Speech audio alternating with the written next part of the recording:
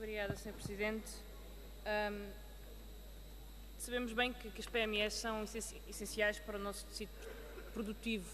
Elas são 98% de todo o tecido empresarial português e são também as mais afetadas pela crise, sobretudo as mais afetadas pelas medidas de austeridade deste Governo. E não se prevê um futuro muito brilhante à frente. Aliás, os dados que temos prevêem até um investimento negativo líquido na economia. Nós continuamos a perder capacidade produtiva, as empresas continuam a não conseguir investir em ter mais capacidade produtiva, mais investimento fixo. E as empresas foram afetadas pela crise e pela austeridade de várias formas. A começar pela procura. Porque esta ideia de que as empresas e o tecido empresarial pode viver sem procura é uma ideia em si muito datada. Aliás, ela data de 1767. É uma lei formulada por um senhor chamado Jean Baptiste Say que diz que toda a oferta cria a sua própria procura. Na realidade sabemos que não é verdade. As empresas precisam de procura para sobreviver, precisam de alguém que compre os seus produtos, alguém que compre os seus serviços. E, portanto, aumentar salários, aumentar serviços públicos é, em si, uma forma de melhorar a economia, porque aumenta a procura interna, que prejudica, a sua falta prejudica a atividade económica.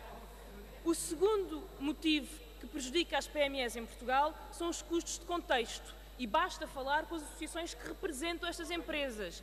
É o custo da eletricidade, é o custo do combustível, são os impostos, é o IVA que estas empresas pagam que têm asfixiado a sua capacidade produtiva. Muitas destas PMEs são também restaurantes, são também serviços que o Governo decidiu aniquilar como parte do seu plano ideológico. Portanto, uma boa forma de fomentar o investimento nestas empresas é diminuir-lhes os custos de contexto, nomeadamente o IVA sobre a eletricidade ou o preço dos combustíveis, só para começar. O terceiro e último problema destas empresas diz respeito a financiamento e tesouraria. E financiamento sabemos bem porquê.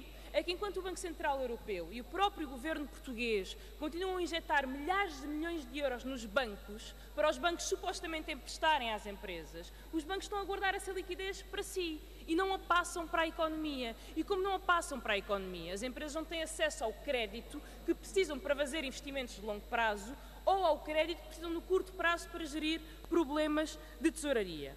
O Bloco de Esquerda tem apresentado muitas propostas para resolver estes três problemas. Apresentámos propostas para limitar os juros que a banca cobra às empresas, apresentámos propostas para reduzir os custos de contexto e IVA da eletricidade, apresentámos propostas para aumentar a procura que tanto afeta estas empresas, apresentámos também propostas ao nível do IVA de caixa. Já aqui foi falado o resumo da história do IVA de caixa, que foi implementado por este Governo, e nós desde o início dissemos que achávamos que era insuficiente, que o limite para o IVA de caixa devia ser maior no contexto de crise que as empresas vivem. O que não deixa de ser surpreendente é que estamos aqui a discutir o IVA de caixa, mas o Sr. Secretário de Estado dos Assuntos Fiscais e o próprio Governo ainda não foi capaz de nos dar uma avaliação do IVA de caixa.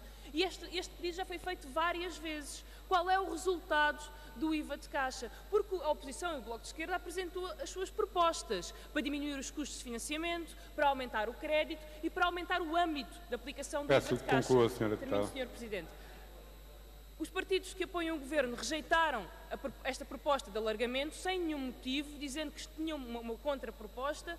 Passaram-se meses, nós não temos nada que nos diga como é que a avaliação é feita, se a proposta melhorou ou não melhorou as condições económicas das empresas. Dito isto, acompanhamos quaisquer medidas que sirvam para melhorar as condições das PME em Portugal. Seria bom que o Governo pensasse nos outros fatores que tanto afetam as PME e que já agora nos fornecesse uma avaliação desta medida do IVA de caixa. Muito obrigada.